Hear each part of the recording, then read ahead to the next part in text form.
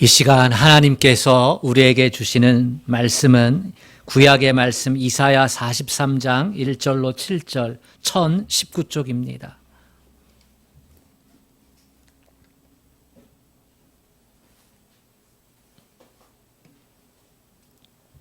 이사야 43장 1절로 7절 말씀, 하나님의 말씀을 우리 같이 교독하겠습니다. 야곱아, 너를 창조하신 여호와께서 지금 말씀하시느니라. 이스라엘아, 너를 지으신 이가 말씀하시느니라. 너는 두려워하지 말라. 내가 너를 구속하였고 내가 너를 지명하여 불렀나니 너는 내 것이라.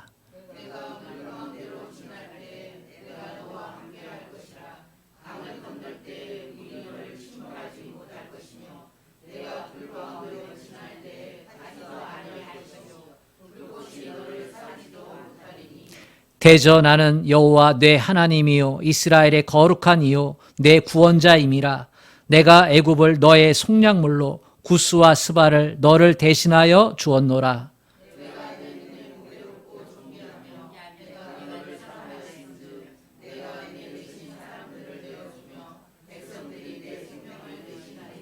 두려워하지 말라. 내가 너와 함께하여 내 자손을 동쪽에서부터 오게 하며 서쪽에서부터 너를 모을 것이며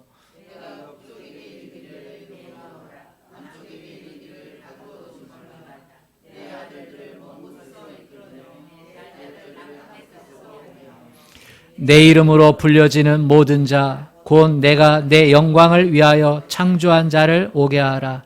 그를 내가 지었고 그를 내가 만들었느니라. 아멘. 주님만 사랑하면 아멘 합시다. 아멘. 세계적으로 유명한 잡지 하면 리더스 다이제스트를 하나 꼽을 수 있습니다. 거기에 이러한 이야기가 실린 적이 있음을 본 적이 있습니다. 태평양의 작은 섬 키니와타라고 하는 작은 섬이 있는데요. 거기에 자니 링고라고 하는 한 청년이 한 여인을 사랑했습니다. 그래가지고 아내에게 이제 아내 될 사람 그 집에 가가지고 신부 삼겠다 이렇게 얘기를 해야 되는데 그때 가져가야 되는 게 지창금입니다. 그 섬에는 지창금을 보통 암소로 그렇게 지불을 하거든요. 그래서 암소를 몇 마리를 지급하느냐에 따라서 그 신부의 가치가 결정이 되는 겁니다. 근데 이 자니 링고라고 하는 청년이 신부집에 가가지고 신부를 내게 달라 하면서 전해준 지창금이 암소 8마리였습니다. 이것이 그 섬의 커다란 뉴스거리가 되었습니다. 그 섬에서 지금까지 신부를 맞이하기 위해 암소 8마리를 준 적이 없었기 때문입니다. 많이 줘야 4마리, 5마리예요. 한 마리 주는 사람도 있고 보통은 2-3마리 주는 것입니다. 그런데 8마리, 사람들이 눈이 휭둥그레진 거예요. 와, 암소 8마리라니. 그 여인이 너무나 매력 있고 예뻤나 보다. 미인이었나 보다. 그래서 서로 신부 삼고자 많은 남자들이 줄을 댔나 보다. 어떻게 8마리를 줄 수 있겠어? 그런데 놀라운 반전이 있습니다. 남에게 배려를 잘할 줄 아는 사람이 그 여인을 보고 순수하게 생겼다. 이렇게 평가를 한 겁니다. 여러분, 남에게 배려를 잘하는 사람이 순수하게 생겼다. 이 평가는 어떤 평가입니까? 예쁘다는 겁니까? 안 예쁘다는 겁니까? 안 예쁘다는 거예요. 평균에서 조금 떨어진다. 그 소리입니다. 그런데 이 자니 링고라는 사람이 사리타라고 하는 여인을 아내로 맡기 위해서 사람들이 궁금증이 가득한 거예요. 자니 링고가 사랑의 눈이 빠졌구나. 뭔가 잘못 먹었구나. 이렇게 생각을 한 거죠. 수년이 지나고 나서 한 청년이 그 섬을 여행하려고 계획을 세웠는데요. 그 이야기가 그 섬에 커다란 화재가 거리가 되었다는 것을 알게 됐어요. 그래서 궁금하잖아요. 그래서 여행 계획 중에 그 집을 찾아가 보기로 했습니다. 찾아가 가지고 그 청년 자니링고를 만났지요. 어떻게 해서 암소 8마리를 주었습니까? 그랬더니 이 청년이 내가 너무 사랑했거든요. 그 여인이 아니면 안 된다고 생각했어요. 사리타를 너무너무 사랑했고 너무너무 좋아했습니다. 그래서 암소 8마리를 주었어요. 그 얘기하고 있는데 그 남이 배려해서 말하기를 순수하게 생겼다라고 하는 그 여인이 차를 들고 왔어요. 그런데 놀라운 건 그 여인은 너무나 예쁘고 너무나 매력적이고 너무나 자상하고 얼굴에 미소가 끊이지 않았고 태도는 너무나 상냥했고 그리고 우아했어요. 깊이가 있어서 이 행동 하나하나가 너무나 매력적이었어요. 그래가지고 혹시 처음 결혼한 여인은 어디 갔습니까? 이렇게 물었어요. 실례되지만. 그랬더니 아니요. 이 여인이 바로 암소 8마리의 주인공입니다. 너무나 궁금하잖아요. 어떻게 해서 이렇게 변화됐습니까? 그랬더니 이 청년이 이런 말을 했습니다. 여자는 환경에 따라서 변합니다. 변화는 내면도 변하고 외면도 변합니다. 외모도 변합니다. 가장 중요한 것은 자기가 자기 자신에게 품고 있는 생각입니다. 제가 제 아내를 처음 봤을 때 너무나 좋아 보였습니다. 너무나 사랑스러워 보였습니다. 너무나 매력적인 게 많았습니다. 그런데 사리타 그녀는 자기 자신이 얼마나 소중한지, 얼마나 가치 있는지, 얼마나 예쁜지, 얼마나 매력적인지를 몰랐어요. 자기 자신에 대해서 나는 볼품없는 여자다.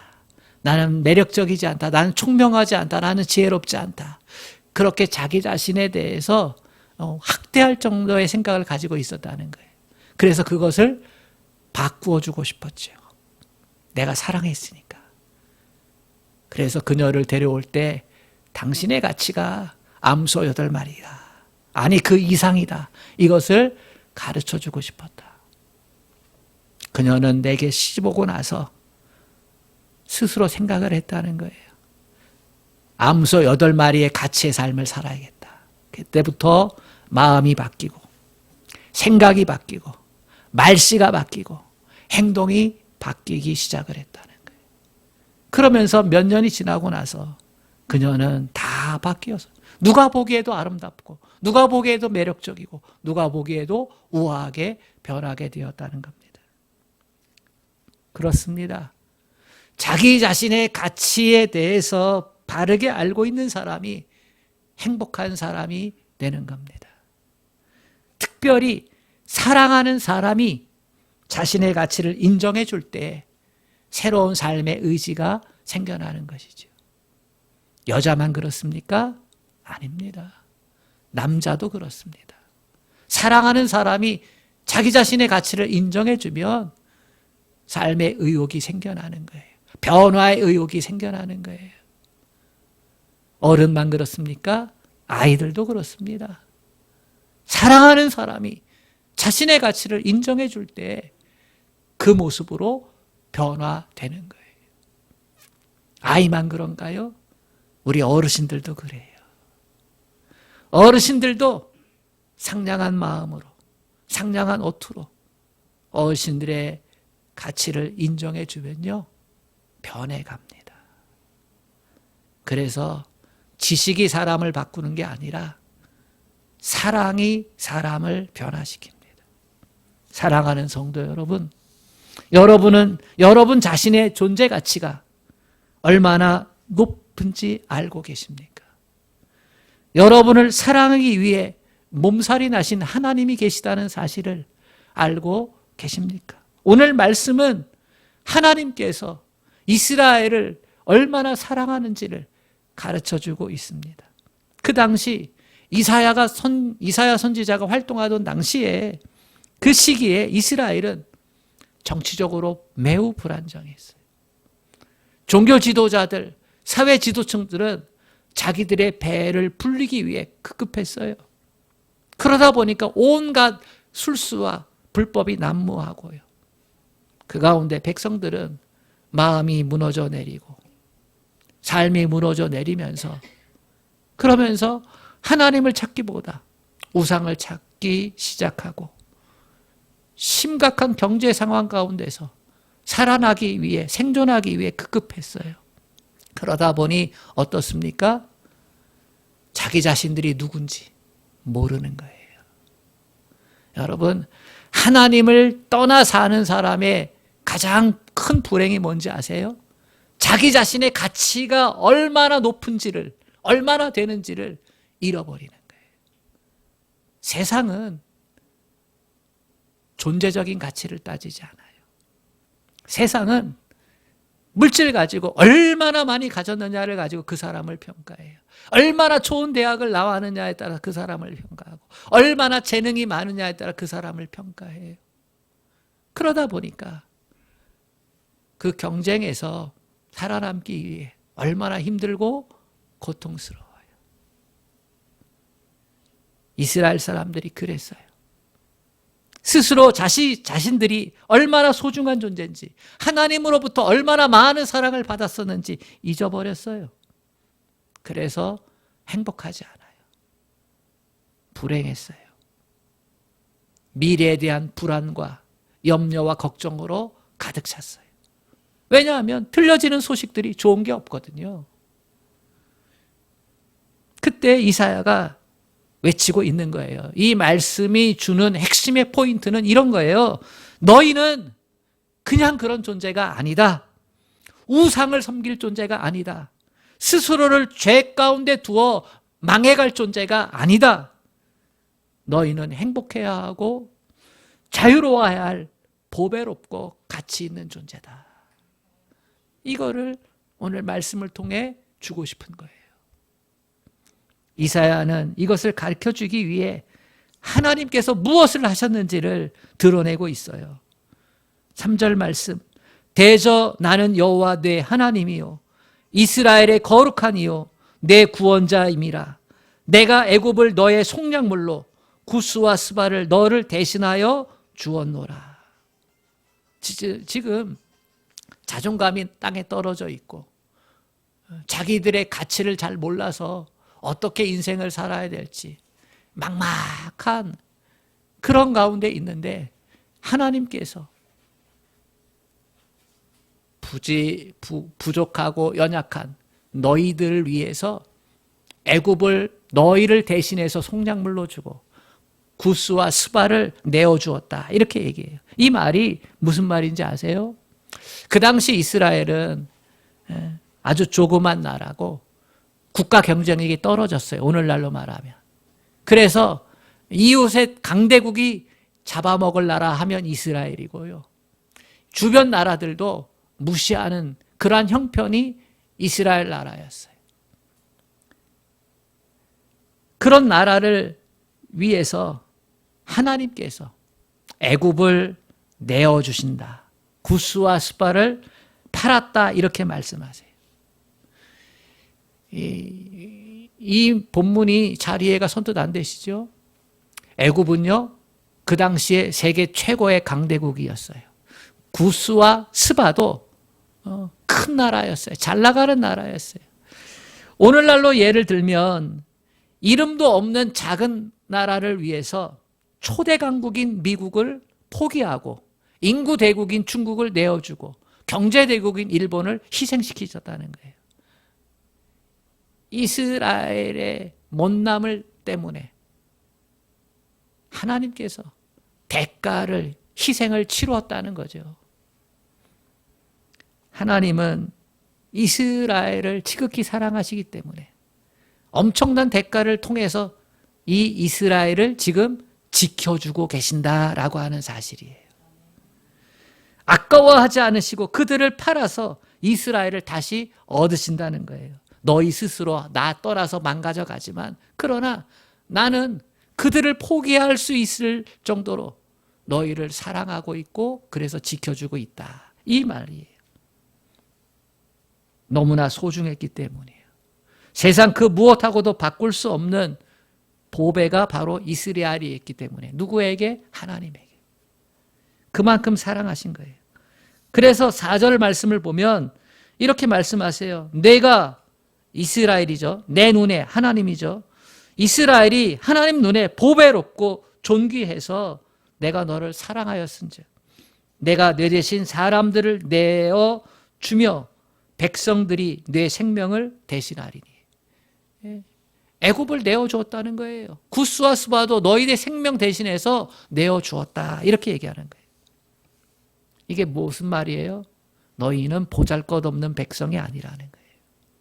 하나님께서 지금 이스라엘 백성의 가치를 높여주고 있는 거예요. 이러한 말씀은 오늘날 우리를 구원하시는 하나님의 모습과 똑같습니다. 우리는 보잘것없는 사람들이지만 하나님에게는 무엇보다도 비교할 수 없는 소중한 존재라고 하는 거예요. 하나님께서 여러분과 저를 구원하기 위해 모든 것을 내어놓으셨습니다. 요한복음 3장 16절 하나님이 세상을 이처럼 사랑하사 독생자를 주셨으니 이는 저를 믿는 자마다 멸망치 않고 영생을 얻게 하려 하심이라. 하나님은 죄와 사망의 권세 아래 신음하고 있는 우리를 위해서 독생자 예수님을 십자가에서 내 죄의 대속물로 내어 놓으셨다는 겁니다. 엄청난 대가를 치르신 거예요. 암소 8마리가 아니라 자기 자신을 내어주시기까지 우리를 사랑해 주셨습니다. 왜요? 그만큼 우리를 소중하고 보배롭고 귀중한 가치 있는 존재로 여겨주셨다는 거예요. 소중하다 해도 이보다 소중한 것이 없고요. 귀하다 여겨도 이보다 귀한 것이 없는 것이 바로 하나님의 은혜로 구원받은 여러분과 저예요. 아멘. 그러므로 우리는 우리 자신을 소중히 여겨야 합니다. 무한한 값으로 내 가치가 상승이 된 거예요. 그래서 그것을 깨달아 알고 나를 잘 가꾸어 가야만 합니다. 누가 가장 나를 사랑합니까? 부모가 나를 사랑하죠. 누가 가장 나를 사랑합니까? 내가 나를 더 사랑하지요. 그렇죠? 그런데요, 부모보다도 내가 나를 사랑하는 것보다도 나를 더 사랑하는 존재가 있어요. 그게 하나님이세요. 만약 이것을 우리가 바로 안다면 우리는 놀라운 변화를 하게 될 겁니다. 마음이 변하고 생각이 변하고 가치관이 변하고 말씨가 변하고 행동이 변하고 무엇보다 우리의 영이 변할 겁니다. 우리의 영이 하나님의 사랑을 알게 되면서 변하는 거예요. 이런 말씀을 드리면 여러분들 가운데 아멘 하지 않는 분도 있어요. 하나님 사랑은 틀림없어. 그거 알지. 예수님이 나를 구원하시는 것도 알지. 알면서도 자기 자신을 변화시키지 못하는 사람들이 있어요. 착한 사람들은 자격이 있지 않을까? 좀 많이 배운 사람들은 자격이 있지 않을까? 하나님 사랑을 받는 데 있어서. 좋은 일 하는 사람들은 자격이 있지 않을까? 아, 저 사람은 생긴 것도 아주 잘생기고 멋지고 그래. 가문도 좋아. 그러니까 자격이 있지 않을까라고 하는 이 인간의 의의가 다시금 거기서 꺼내지는 거예요. 나는 초라한데, 나는 부족하고, 나는 못났는데, 나는 항상 1등 못했는데, 나는 항상 남보다 뛰어나지 못했는데, 자신감이 없는데, 그런데도 하나님이 나를 사랑하셨을까? 정말로 나는 세상에서 그 누구보다 귀중한 가치 있는 존재일까? 여기에 공로를 자꾸만 가지고 오는 거예요. 인간의 의의를 가지고 오는 거예요. 구원은 절대적인 하나님의 은혜의 선물인데 자꾸 내 안에서 세상 사람들이 끄집어내고 있는 것들을 나도 같이 끄집어내어서 변화에 대한 것을 반감시키고 있는 사람들이 있어요. 사랑하는 여러분, 하나님의 사랑에서 가장 명확하고 분명한 것은 차별이 없다는 것입니다. 하나님이 베풀어 주신 사랑은 누구나 다 똑같다는 것입니다. 하나님의 사랑은 차별이 없어요. 하나님께는 잘난 사람, 못난 사람 따로 없어요. 하나님께는 오직 보배롭고 존귀한 자녀들만 있을 뿐이에요. 아멘. 로마서 3장 21절 22절 이제는 율법 외에 하나님의 한 의가 나타났으니 율법과 선지자들에게서 증거를 받은 것이라. 곧 예수 그리스도를 믿음으로 말미암아 모든 믿는 자에게 미치는 하나님의 의인이 차별이 없느니라. 하나님의 사랑 앞에서 우리 모두는 공평한 것입니다. 하나님의 은혜는 차별이 없습니다. 우리가 갖고 있는 차이도 사실은 나이가 들어가면서 똑같아진다고 하잖아요. 우리가 들어서 아는 얘기 한번 해보죠. 40대가 되면 미모의 평균화가 온다고 합니다. 아무리 예뻐도 여자 나이 40이 넘어가면요, 안 예쁜 사람과 별 차이가 없는 거예요. 화장을 잘해서 그렇지, 변장을 잘해서 그렇지. 그래서 예쁜 것 때문에 결혼하면요, 나이 40 넘어가면요, 그거 후회한다는 거예요. 외모도요, 40 넘어가면 별거 없어요. 그래서 미국에서는, 서양에서는 여자 나이 40 넘어가면 묻지 말라. 그 이유가 그거예요. 미모의 평균화가 오는 거예요. 50대가 되면 지식의 평균화가 온다고 합니다. 많이 배운 사람이나 조금 덜 배운 사람이나 50대가 되어지면 그동안 살아온 인생의 경험으로 인해서 살아가는데 별 불편함이 없다는 겁니다. 아는 것도 없고 모르는 것도 없는 그러한 상태가 되는 거예요. 그때부터는 지식으로 살지 않고 인생의 경험의 지혜를 가지고 살아가는 겁니다. 그래서 못 배운 사람도요, 인생이 배운 지혜를 가지고 잘 살아가는 사람도 많아요. 60대가 되면 건강의 평준화가 온다고 합니다. 아무리 건강했던 사람도 60이 넘어가면서는 건강에 대한 장담을 하지 못하는 거예요. 저도 그런 사람 많이 봐요. 늘 좋은 거 먹고 운동하고 그랬는데 어느 날 갑자기 하나님 나라로 갔어.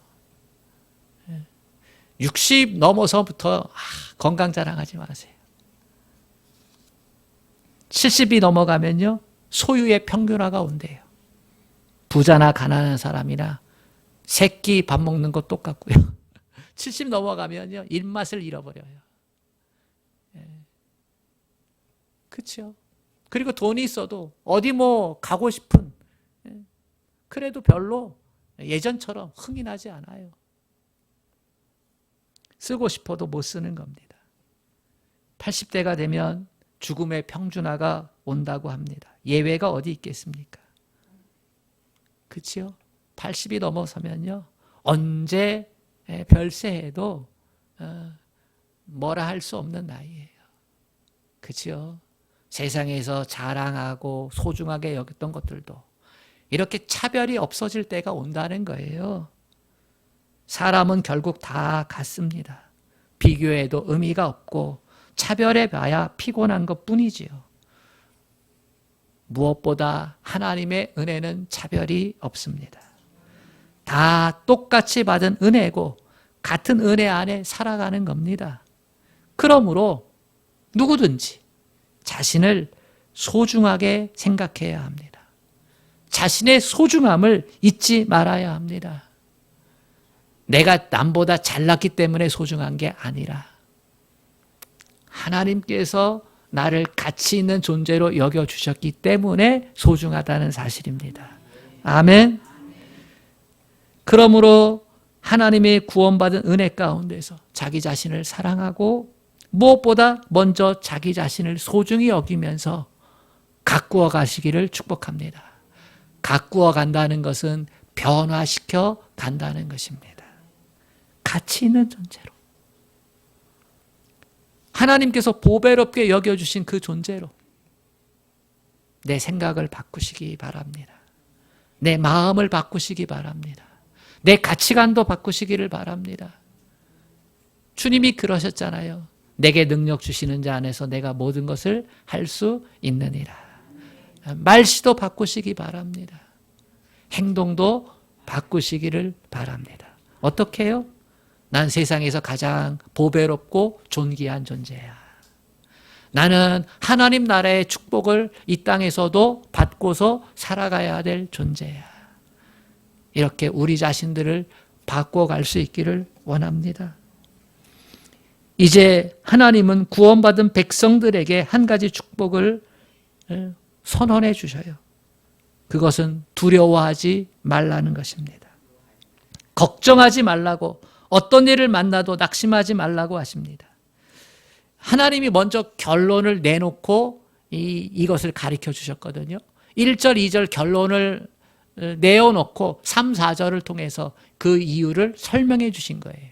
우리 1절, 2절 하나님이 내어주신 결론 같이 읽어보겠습니다. 시작. 야곱아, 너를 창조하신 여호와께서 지금 말씀하시느니라.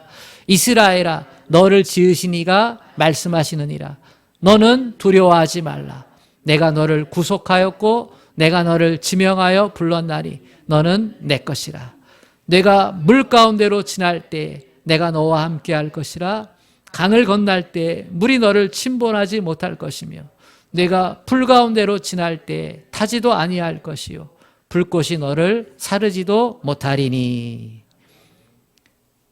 하나님께서 두려워하지 말라는 것은 이제부터는 두려워할 일이 없고 걱정할 일도 없고 생기지 않기 때문이다, 이게 아니에요.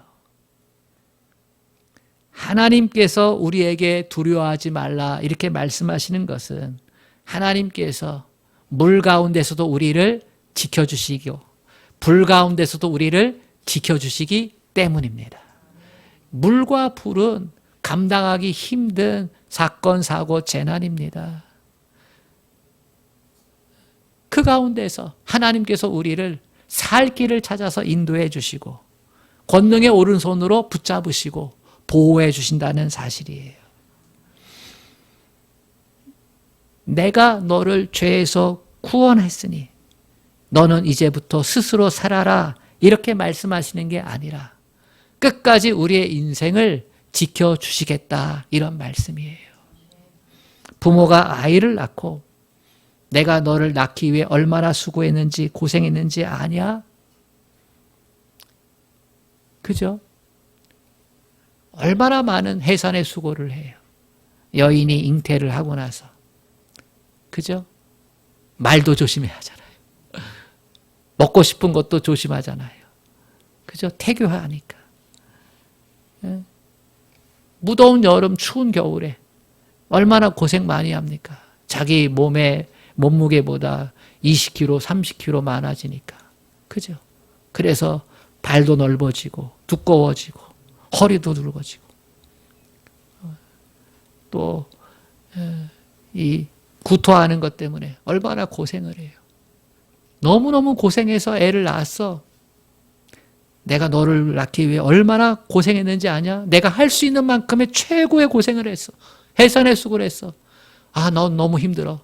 그러니까 나는 너 낳은 걸로 만족할게. 너 네 힘으로 살아. 이렇게 할 부모는 아무도 없어요.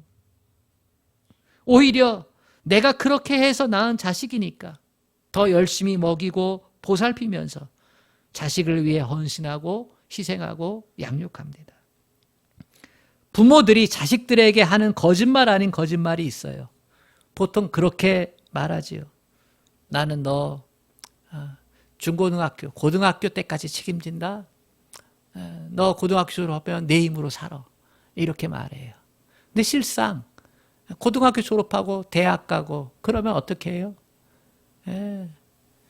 등록금 어떻게 해서라도 마련해다 줘요. 밭 팔기도 하고 논 팔기도 하고 빚도 지면서. 물론 거기서 또 안 먹고 안 쓰고 하고 싶은 거 안 하면서, 그지요? 그렇게 하면서 대학 등록금 해요. 대학까지다. 이젠 네가 취직해서 네 맘대로 살아. 네 힘으로 살아. 그런데 그게 됩니까? 그렇게 되지 않아요. 어떻게 해서라도 또 도와줍니다. 나이가 들어서 힘들 때 자식은 결혼해서 애 낳잖아요. 허리도 아프고 또 하고 싶은 거 얼마나 많아요. 젊을 때 가정을 위해서 살았으니까 이제는 나도 하고 싶은 거 하고 살자 하는데 또 그렇게 됩니까? 자식 도와줘야 되고 손주 손녀 봐줘야 되고 그렇잖아요. 아무리 요즘 부모들이 나도 나 하고 싶은 거 살자 하는 시대가 되었어도 그게 그렇게 잘 안 되는 거예요. 부모와 자식은 평생 사랑으로 묶여 있는 거예요. 그 사랑은 내리사랑이고요. 그렇지요? 하나님은 우리를 사랑하세요. 하나님과 우리 사이는요, 사랑으로 묶여 있기 때문이에요. 하나님은 우리를 버리지 않습니다. 우리를 창조하셨고 구원하셨고 우리를 축복하셨기 때문입니다. 이사야 49장 15절 여인이 어찌 그 젖 먹는 자식을 잊겠으며 자기 태에서 난 아들을 긍휼히 여기지 않겠느냐. 그들은 혹시 잊을지라도 나는 너를 잊지 아니할 것이라. 시편 27편 10절 내 부모는 나를 버렸으나 여호와는 나를 영접하시리이다. 부모가 혹시 형편이 안 돼서 자식을 도와주지 못하거나 버릴 수는 있는데 하나님은 결코 그런 분이 아니라는 사실이에요. 우리의 육신의 부모는 그 힘든 인생의 무거운 짐 때문에 나를 떠날 수도 있고 버릴 수도 있겠지만 혹 그럴 수 있지만 하나님 아버지는 그럴 수 없다는 거예요. 왜냐하면 그만한 대가를 치르셨거든. 독생자 예수를 통해서 예수의 가치가 나의 가치라는 사실을 하나님이 지금 말하고 있는 거예요. 구약에서도 말씀하고 있어요. 초대강국 애굽을 너를 속량하기 위해서 내가 내어주었다. 스바와 구스도 내어주었어. 너는 그만큼 내 눈에 보배롭고 귀중해. 그러니까 너는 하나님의 은혜 안에서 변하는 삶을 살아. 축복된 삶을 살아. 하나님의 자녀다운 삶을 살아. 이게 말씀하는 거거든요. 이사야의 말씀이요. 예수 그리스도의 십자가의 은혜 가운데 우리 눈에 확실히 보였어요. 하나님께서 하신 희생의 가치가 우리의 가치예요. 나만 그 가치를 몰라서 그렇지. 알면서도 내 안에 있는 그 자존심, 병든 자아가 그걸 인정하지 않아서 변화에 대해 발걸음을 내딛지 않아서 그렇지.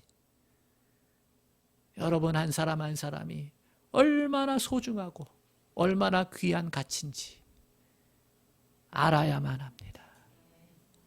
그 가치를 알고 마음을 변화시키세요, 여러분. 생각도 변화시키세요. 가치관도 변화시키세요. 여러분은 충분히 소중한 존재. 행복하게 살아야 할 이유가 있습니다. 변화시켜서 하나님의 백성으로 하나님께서 예비해 놓으신 그 축복들을 다 인생 가운데 누리고 살아도 부족한 인생이에요. 하나님께서 그렇게 우리를 가치 있는 존재로 만들어 놓으셨습니다. 이 세상을 살면서 두려워하지 마시기 바랍니다. 인생의 풍랑이 우리의 변화를 막을 수 없습니다. 인생의 고난이 하나님의 복된 자녀로서 그 축복된 것들을 누려야 될 것들을 막지 못합니다. 예수 안에서 복음 안에서 참되게 변화해서 그렇게 행복한 인생을 살아갈 수 있기를 축복합니다. 하나님의 선언이에요. 너는 내 것이라. 자비하신 하나님 아버지, 하나님께서 우리를 그렇게 소중하게 여겨주셨습니다. 암소 8마리의 가치 때문에 마음이 바뀌고 생각이 바뀌고 행동이 바뀌고 말씨도 바뀌었는데 우리는 암소 8마리가 아닙니다. 우리는 예수님의 가치입니다. 우리를 그렇게 높여주셨습니다. 충분히 변화받아서 하나님께서 예비해 놓으신 더 복되고 행복한 인생 살아갈 수 있습니다. 하나님 아버지, 성령님 이 시간 역사하여 주셔서 이 귀한 은혜의 말씀을 깨달아 알고 하나님 마음이 바뀌게 하여 주옵소서.